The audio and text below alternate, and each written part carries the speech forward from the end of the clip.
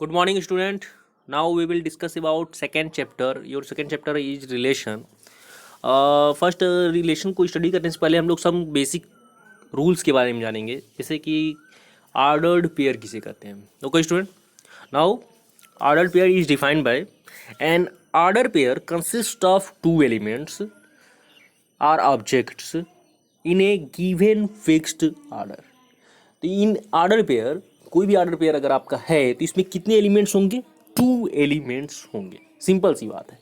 But यहाँ पे condition क्या है कि वो जो टू एलिमेंट्स हैं वो इन ए फिक्स्ड ऑर्डर होंगे, यानी कि वो ऑर्डर जिस भी ऑर्डर में है वो, यानी कि अगर वो ऑर्डर पेयर में मान लीजिए कोई ब्रैकेट है उसमें टू एलिमेंट्स है, 2, 3 है, ठीक है.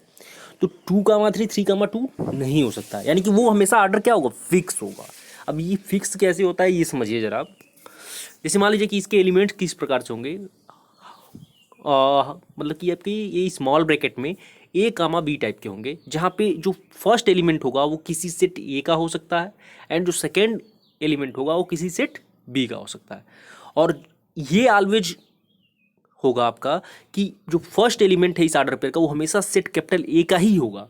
ये ऐसा नहीं है कि बी का एलिमेंट हो सकता है वो कभी, ये हमेशा नहीं, ये हमेशा फिक्स्ड है. ओके, फॉर एग्जाम्पल जैसे मान लीजिए किसी कोई सेट, दो सेट हैं आपके पास, मान लीजिए let a and b be two set, then it's order पे मान लीजिए ए कामा बी टाइप के हैं, ठीक है.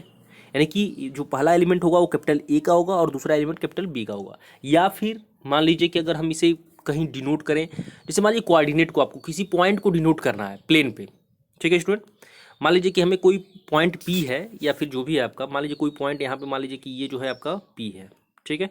और इस पॉइंट की लोकेशन हमें फाइंड करनी है, तो हम क्या करते हैं, इसे हम एक्स एक्सिस पे पहले चलते हैं, तो देखते हैं कि एक्स एक्सिस का कोऑर्डिनेट कितना आ गया 2.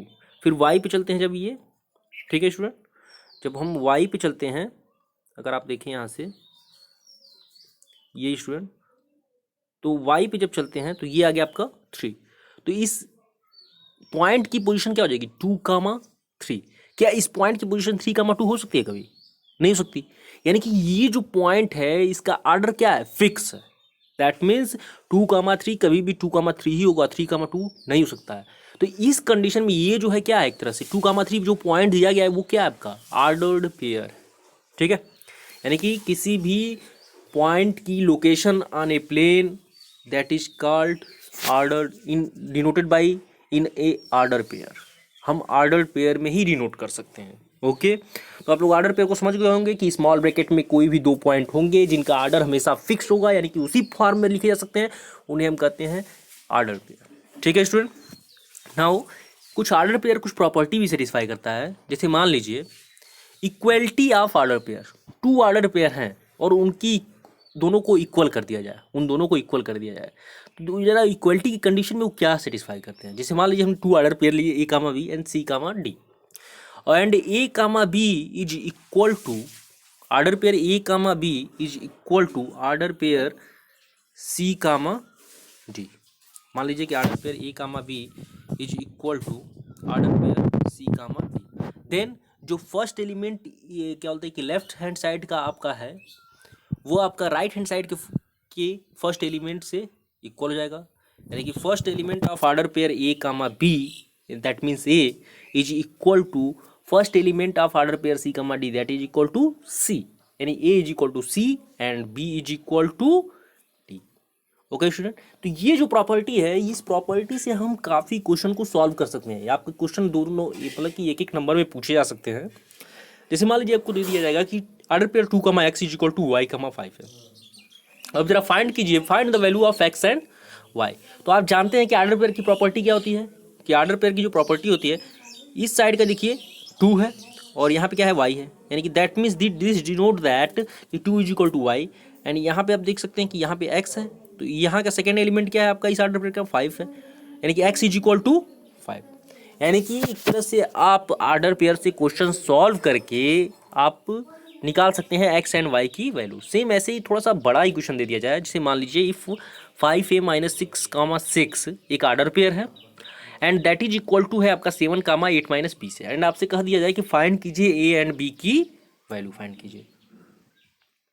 यहाँ आप देखें तो 5a - 6 इज इक्वल टू किसके हो जाएगा student? 5a minus 6 is equal to हो जाएगा 7 के। तो अगर यहाँ से अगर आप सॉल्व करें तो ये आपका दे देगा 5a minus 6 is equal to 7, तो ये दे दिया आपका a इज इक्वल टू 13/5।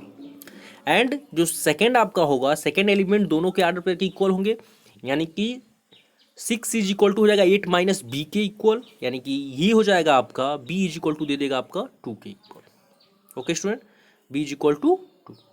इस तरीके से आप a एंड b की वैल्यू फाइंड कर सकते हैं। ऐसे ही आपका एक और क्वेश्चन हमने ले लिया है कि 2a plus 3b and 5a minus 3b that is equal to है 8 कामा माइनस 1। और अगर आप इससे आर्डर पेयर की इक्वलिटी से अगर सॉल्व करें तो ये क्या आ जाएगा, 2a plus 3b is equal to 8 हो जाएगा and 5a minus 3b is equal to -1 हो जाएगा। यहाँ से आपको दो linear pair of linear equation मिलेंगे। इन दोनों को आप ऐड करेंगे। आप लोग सॉल्व करने के लिए काफ़ी मेथड पढ़ चुके हैं क्लास 10 में इस ऐसे इक्वेशन को। तो अगर आप इन दोनों को ऐड करेंगे तो प्लस 3b से माइनस 3b कैंसिल हो जाएगा और 2a plus 5 that is equal to 7 is equal to 7 आ जाएगा, यानी a इज इक्वल टू आ गया आपका 1। एंड इस a की वैल्यू को अगर आप इक्वेशन 1 में या फिर 2 में जो उसमें भी पुट करेंगे तो ये b की वैल्यू दे दे रहा है आपका 2 के इक्वल। ओके स्टूडेंट, तो इस तरीके से क्वेश्चन आप सॉल्व करेंगे।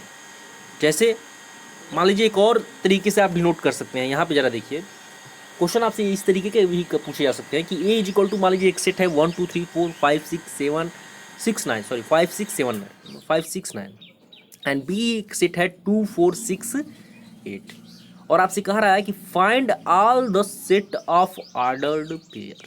Find all the set of ordered pair कि a एंड b से कितने टोटल ऑर्डर्ड पेयर बन सकते हैं। लेकिन कंडीशन एक दे दिया है कि ऑर्डर पेयर ए कामा बी टाइप के, मतलब आपकी क्या बोलते हैं कि बने ऑर्डर पेयर। देखिए, find all the set of order pair A comma b such that कि इन दोनों का sum a plus b less than क्या होना चाहिए, 10 होना चाहिए। ओके स्टूडेंट, आप जानते हैं कि ऑर्डर पेयर के एलिमेंट किस टाइप के होते हैं। ऑर्डर पेयर ए कामा बी टाइप का होता है, जहाँ पे पहला एलिमेंट किसका होता है, सेट ए का होता है, और सेकेंड एलिमेंट किसका होता है, सेट बी का होता है। ठीक है, हमें कंडीशन ये देखनी है कि दोनों का जो सम हो वो लेस देन क्या होना चाहिए, 10 होना चाहिए। तो सबसे पहले जरा सेट ए का एलिमेंट आप ले लीजिए 1। तो 1 के साथ अगर हम b के एक एलिमेंट 2 को प्लस करें तो भी हमारा 1 + 2 3 लेस देन 10 होगा। फिर 1 के साथ जरा 4 को लीजिए तो 1 कामा 4 1 + 4 ये भी आपका लेस देन 10 होगा। अच्छा, फिर 1 कामा 6 लीजिए, 1 comma 6 means a plus b is less than 10, यानी 1 + 6 7 लेस देन 10। 1 कामा 8 जरा लीजिए तो 1 + 8 9 लेस देन 10, यानी कि 1 कामा 8 भी इसका ऑर्डर पेयर का एक एलिमेंट होगा।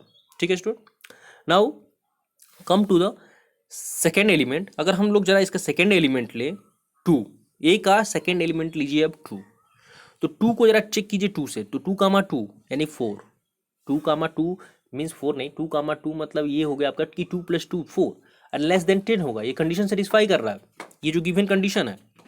तो दैट मीन्स 2 कामा 2 भी इस ऑर्डर पेयर का एक एलिमेंट हो जाएगा। सेम ऐसे ही 2 कामा 4, तो 2 कामा 4 यानी कि 2 + 4 6 इज लेस देन 10, यानी कि ये भी आपका सेटिस्फाई करेगा। सेम ऐसे ही अगर आप देखें 2 कामा 6, तो 2 कामा 6 मीन्स 2 + 6 8 लेस देन 10 होगा, ये भी सेटिस्फाई करेगा, यानी 2 कामा 6 भी इसका एलिमेंट होगा। लेकिन जब बात आती है 2 कामा 8 पे, ध्यान दीजिएगा जरा, यहाँ पे देखिए हम लोग 2 कामा 6 तक तो पहुँचे हैं, लेकिन जब बात आती है 2 and 6 8 की, तो 2 + 8 10 and 10 is not less than 10। तो दैट मीन्स कि यहाँ पे जो 2 कामा 8 ऑर्डर पेयर होगा वो एलिमेंट किसका, इसका नहीं हो सकता। ओके स्टूडेंट, तो इस वे से 2 कामा 8 इस ऑर्डर पेयर का एलिमेंट यहाँ पे हमने नहीं लिखा है। फिर हम किस एलिमेंट पे चले गए हैं, 3 पे। अब 3 को फिर से लेके हम चेक करेंगे 3 कामा 2 5, 3 कामा जो 2 है ये आपका इन दोनों का सम 5 होगा, लेस देन 10 है। ऐसे ही 3 कामा 4 ये भी इन दोनों का सम होगा 7 होगा, जो कि लेस देन 10 है। 3 कामा 6 यानी कि इन दोनों का सम 9, ये भी सेटिस्फाई करेगा। एंड 3 कामा 8 11, ये 3 कामा देखिए 8 इसमें नहीं है, 3 कामा 6 तक आप फाइंड कर सकते हैं, लेकिन 3 कामा 8 इसका ऑर्डर पेयर का एलिमेंट नहीं होगा क्योंकि कंडीशन को सेटिस्फाई नहीं करेगा। ऐसे ही एलिमेंट अगला ले लीजिए 4, तो 4 कामा 2 यानी कि 6 एलिमेंट होगा। 4 कामा 4 यानी कि 8 दैट मीन्स लेस देन 10 होगा। 4 कामा 6 ये 10 नहीं हो सकता, यानी 4 कामा 6 ही नहीं हो रहा है, तो 4 कामा 8 तो हो ही नहीं सकता। तो सिंपल सी बात है कि 4 कामा 6 एंड ना ही 4 कामा 8 होगा आपका। ऐसी बात आई है 5 पे, तो 5 कामा 2, जरा इसका एलिमेंट ले लीजिए 5 और अब इसका एलिमेंट लीजिए 2, तो 5 कामा 2, तो 5 कामा 2 यानी कि 5 + 2 7 लेस देन 10 होगा। अच्छा 5 कामा 4, तो 5 कामा 4 अगर आप देखें तो 5 कामा 4 यानी कि 9 लेस देन 10 होगा।